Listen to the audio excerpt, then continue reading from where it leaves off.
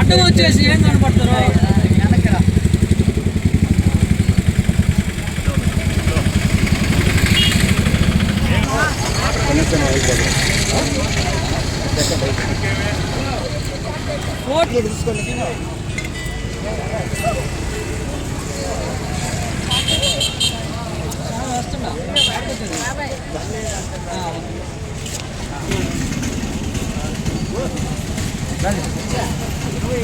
జోహార్ జోహార్. బడుగు బలహీన వర్గాల ఆశాజ్యోతి అటల్ బిహారీ వాజ్పేయి గారు. బడుగు బలహీన వర్గాల ఆశాజ్యోతి అటల్ బిహారీ వాజ్పేయి గారు. పేదల పాలిటిక్స్ పెన్నిది అటల్ బిహారీ వాజ్పేయి గారు. భారత్ మాతా కే భారత్ మాతా కే భారత్ మాతా కే.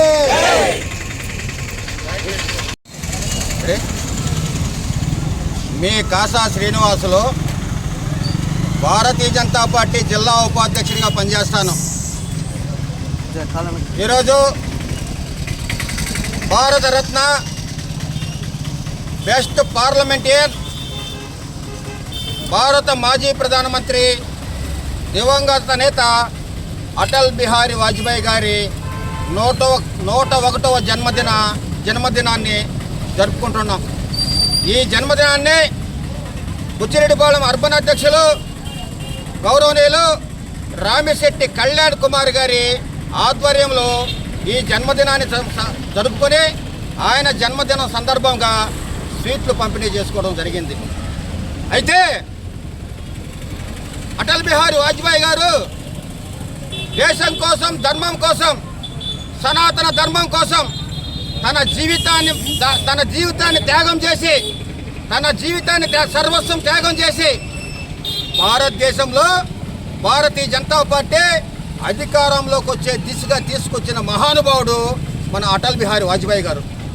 అటల్ బిహారీ వాజ్పేయి గారు 1980లో ఏకతా యాత్ర పేరుతో భారతదేశం అంతా తిరుగుతూ, భారతదేశంలో ప్రతి పల్లిని, ప్రతి గల్లీని తిరుగుతూ బుచ్చిరెడ్డిపాళెంకి రావడం జరిగింది. అప్పుడు దివంగత నేత మా గురువు గారు రామిశెట్టి భాస్కర్ రావు గారు ఇక్కడ జిల్లా బాధ్యత నిర్వర్తించడం జరిగింది. ఆ రోజు ఆయన బుచ్చిరెడ్డిపాళెంకి వచ్చిన సందర్భంలో మధ్యాహ్నం 3 గంటలప్పుడు బెజవాడ గోపాల్ రెడ్డి పార్కులో సమావేశం ఏర్పాటు చేశారు. ఆ సమావేశంలో ఆయన వ్యక్తిగత వాలంటీర్గా పనిచేయడం, ఆయనతోటే నేను ఒక గంట సేపు కలిసి తిరగడం నా అదృష్టంగా భావిస్తున్నాను. బుచ్చిరెడ్డిపాళెంలో ఉన్నటువంటి అనేక మంది పెద్దలు, సంఘ పరివార శక్తులు అందరూ కలిసి కూడా బుచ్చిరెడ్డిపాళెం పట్టణంలో వాజ్పేయి గారి ఏకతా యాత్రని దిగ్విజయం చేసిన సందర్భం. తదుపరి అధికారంలోకి వచ్చిన తర్వాత భారతదేశం అంతా కలయి తిరిగి భారతదేశంలోనే భారతీయ జనతా పార్టీని అధికారంలోకి తీసుకొచ్చిన తర్వాత వాజ్పేయి గారు అనేక కార్యక్రమాలు చేయడం జరిగింది. రోడ్లు అనుసంధానం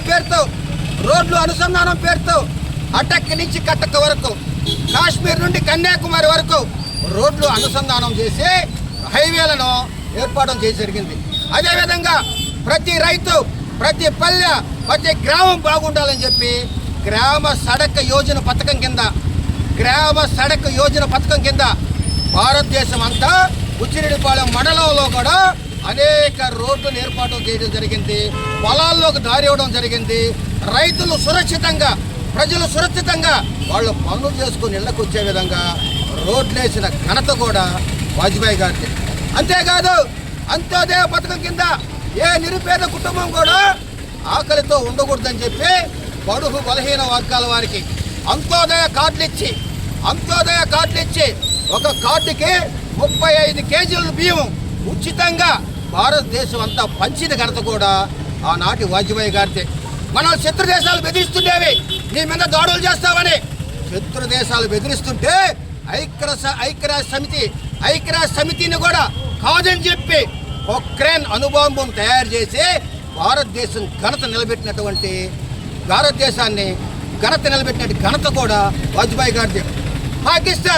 పాకిస్తాన్ ఆ రోజు దుశ్చర్యలకు పాల్పడుతుంటే కార్గిల్ యుద్ధం పేరుతో ఆ రోజే పాకిస్తాన్ భూగడ్డ మీదకు పోయి మన జాతీయ జెండాను పాతిన ఘనత కూడా మన వాజ్పేయి గారిదే. ఆ రోజే పాకిస్తాన్ శత్రు దేశాల గుండెల్లో గడగడగాల్చిన మహానుభావుడు వాజ్పేయి గారు. అదేవిధంగా బుచ్చిరెడ్డిపాళెంకి వస్తే, మన జిల్లాకు వస్తే ఎన్నో పథకాలు. ఆ రోజు పనికి ఆహారం పథకమే ఉండేది. పనికి ఆహారం పథకంలో బుచ్చిరెడ్డిపాళెంలో వేసినటువంటి 70% సిమెంట్ రోడ్లు 70% సిమెంట్ రోడ్లు వాజ్పేయి గారి హయాంలోనే పనికి ఆహారం పథకంలోనే వేసిన రోడ్లు అవి. ఈ విధంగా ఆ రోజు కాంగ్రెస్ పార్టీ భారతదేశాన్ని సర్వనాశనం చేస్తుంటే భారతదేశాన్ని మొట్టమొదటిసారిగా ప్రధానమంత్రిగా బాధ్యతలు స్వీకరించిన తర్వాత అభివృద్ధి ఈ విధంగా ఉంటుంది.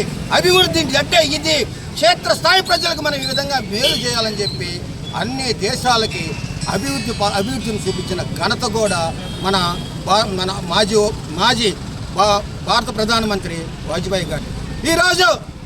ఆ రోజు మన డాక్టర్ శ్యామాప్రసాద్ ముఖర్జీ వాజ్పేయి గారు కలిసి జనసంఘ్ పార్టీని ఏర్పాటు చేయడం జరిగింది. ఆ పార్టీ యొక్క సిద్ధాంతం ఏంటంటే అంత్యోదయ పథకం, ప్రతి ఒక్కరూ లబ్ధి పొందాలా. అదేవిధంగా ఒక దేశంలో 2 జెండాలు ఉండకూడదు, 2 రాజ్యాంగాలు ఉండకూడదు, 2 ప్రధానులు ఉండకూడదు. 370 ఆర్టికల్ని ఎత్తేయాలా. భారతదేశంలో ఒకే జెండా ఉండాలా, ఒకే రాజ్యాంగం ఉండాలా, ఒకే ప్రధానమంత్రి ఉండాలని చెప్పి 370 ఆర్టికల్ కోసం. అదేవిధంగా 100 సంవత్సరాల క్రితం మన అయోధ్యలో రామ మందిరాన్ని కొంతమంది దుర్మార్గులు కూల్చేసి బాబ్రీ మసీద్ పేరుతో ఏర్పాటు చేస్తే అయోధ్యలో కూడా రామ మందిరాన్ని నిర్మించాలని చెప్పి సంకల్పంతో ఏర్పడిన పార్టీ భారతీయ జనసంఘ్ పార్టీ. జనసంఘ్ పార్టీ నుంచి జనతా పార్టీకి వచ్చి, జనతా పార్టీ నుంచి భారతీయ జనతా పార్టీకి అవతరించిన తర్వాత నేటి ప్రధానమంత్రి మన గౌరవ నరేంద్ర మోదీ గారు ఆ రోజు వాళ్ళు ఏదైతే కలలు కన్నారో అవన్నీ నెరవేరుస్తూ భారతదేశాన్ని వాళ్ళ అడుగుజాడల్లో వాజ్పేయి గారి ఎల్కే అద్వానీ గారి అడుగుజాడల్లో ముందుకు తీసుకుపోతున్నటువంటి మన భారత ప్రధానమంత్రి నరేంద్ర మోదీ గారు 370